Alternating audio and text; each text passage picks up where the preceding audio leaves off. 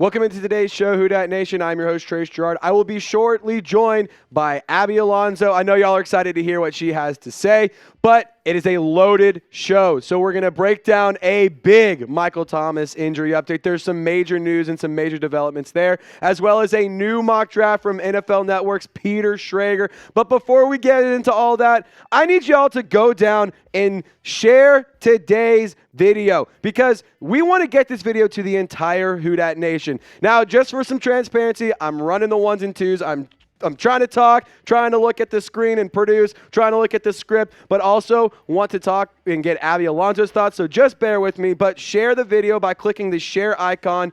Click the Twitter icon, then go ahead and click post to Twitter. And then if you tag me in the tweet that you share it with, then I will retweet it. I will follow you back, maybe even get a shout out on a future video. So guys, help us out. Share this video to the entire Who Dat Nation if you bleed black and gold.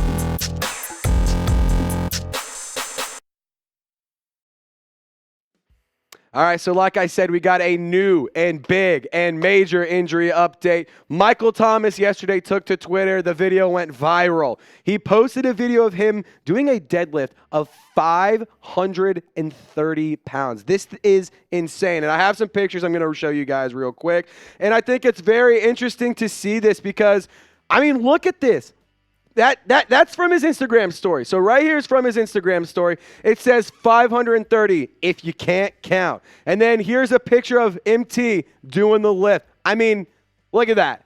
Look how swollen.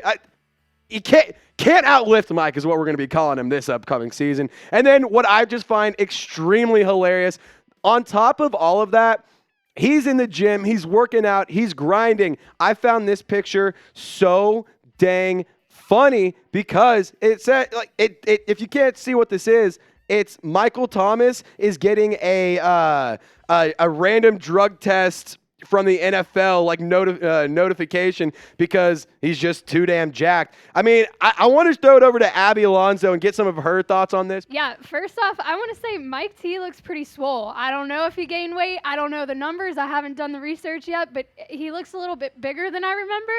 Maybe I'm wrong. Maybe I just haven't paid attention before, but he looks healthy. He looks solid. He's putting in that work clearly. I mean, that's a lot of weight. And coming from a guy who's injured a lot, you like to see that kind of progress. Now, I will say the NFL likes to send these little, hey, we need you to come in for a drug test, no reason, just random. And it happens a lot of the times when these athletes post on their socials or have a really good game, they get a text the next week saying, hey, dude, we just need to make sure that you're not on anything. So, fine, let him test. I'm sure he's fine and get on with it. But he will hopefully make the clearing date April 21st.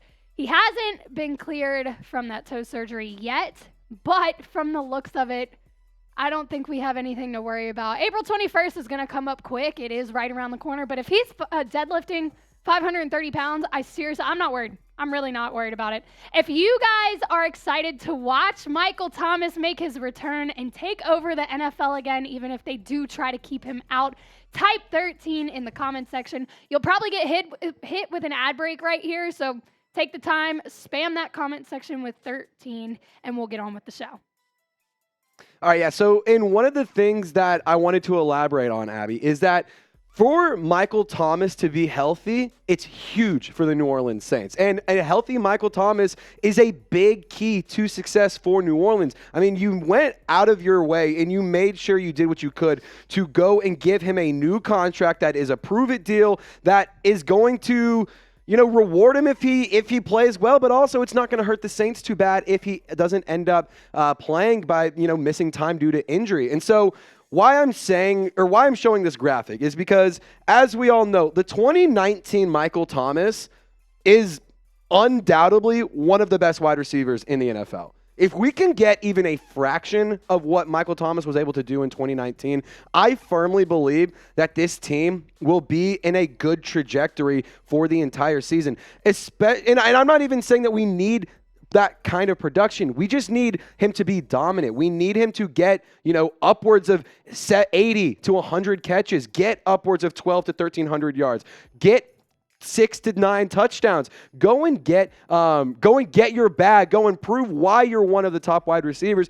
And when you take a look at how the wide receiver depth chart shakes out, he has that opportunity. That being said, this is something that he hasn't had in previous years. Obviously, he's missed time, so he hasn't really been able to showcase what he was able to do. But in terms of the wide receiver depth chart, you were able to go and get Chris Olave in the draft last year. You were able to bring in Bryan Edwards this year. You have Rashid Shaheed. Traquan Smith, not that great, but I feel like he could easily be replaced in this year's draft. And I truly do believe that the Saints are in a good spot with quarterback Derek Carr, not to mention you have Alvin Kamara, you have Jamal Williams, who also both have pass-catching ability. You have Juwan Johnson, and then you also have Taysom Hill as just an offensive weapon.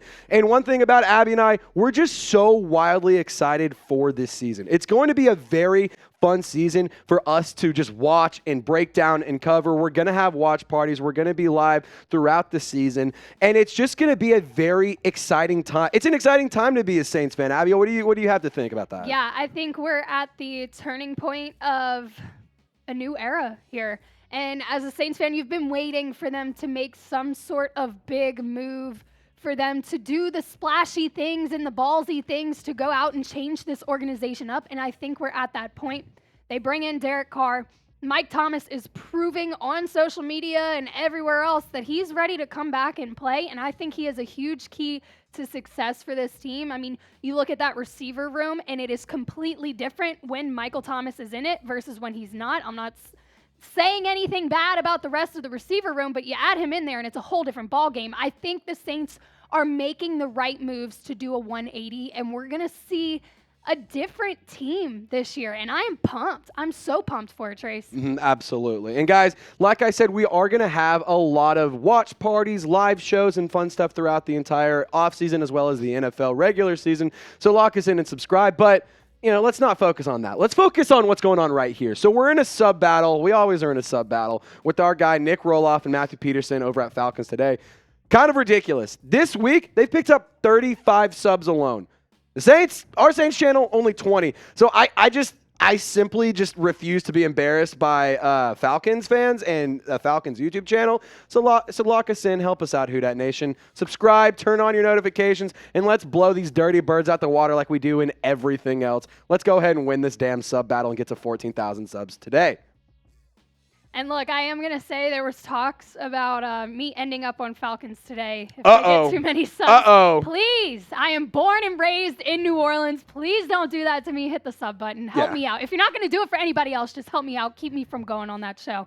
Alrighty, we're going to be talking about the fresh, new NFL Network mock draft. And I'm going to be honest with you, it's not my favorite thing, but we'll get into it and we'll get there.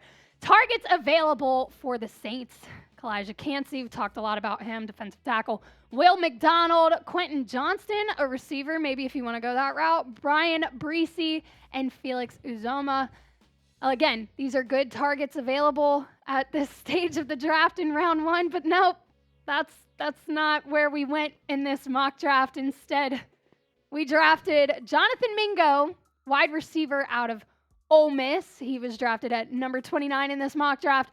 Peter Schrager, I got to question you, man. I'm not really sure what possessed you to make this pick, but we're going to talk about it. Before we continue to talk about it, who is the best prospect in the 2023 NFL draft? Is it a guy I just named? Is it maybe the guy that we drafted in this mock draft, Jonathan Mingo? Or if you think it's somebody else, head down to the comment section and let me know who you think. Yeah. Do you want to take it? I'm sorry, my bad. Look, we're at a loss for words here because I don't think either one of us gets it. I don't get it, dude. Look, I'll read the quote. Yes, please do. Peter Schrager, this is his explanation for this. And it's so funny because both Trace and I literally do not have words to even explain this one. But in a receiver class that's short on size, Mingo is a physical presence at 6'2", 220 pounds, who tested well in Indianapolis. He ran a 4.46 40-yard dash, 39.5-inch vertical leap, and benched 22 reps. Mingo is not as polished as some other wideouts in this class, and not every scout is a fan, but many in the coaching community seem to love him. New Orleans late in round 1 feels right. Trace, before I even give you the time to talk, I'm just going to get my words in and then you can go at it. We did what to get this pick? We didn't have a pick in the first round. We make it happen. We figure it out and we get back in the first round, and you're going to go draft this guy. You're going to draft a wide receiver when you know we need help on the defensive line. And you're going to draft a guy that not everyone is sold on. If you're going to go get a receiver in the first round with pick number 29, knowing that you need other things, you better make sure everybody and their grandma is sold on this wide receiver. I'm sorry. Oh, look, I couldn't agree no more. hate to the kid. Great football player, I'm sure. This is not the move the Saints need to make. Trace, No. I will let you take it from here. And Abby, I'm really glad that you gave that rant because I didn't want to be the only one sitting here being like, what is this? What are we even thinking here? Like, to exactly what you said, Abby, Jonathan Mingo is a fine prospect. He's just fine. He's good. He can be okay. I think that he has the potential and the ability to go and have a successful NFL career. But this isn't even close to a good pick for the Saints. And I mean, when you take a look at what he was able to do for the Rebels at Ole Miss, 51 receptions, 861 yards, just under 17 yards per tote, 5 touchdowns in 13 games.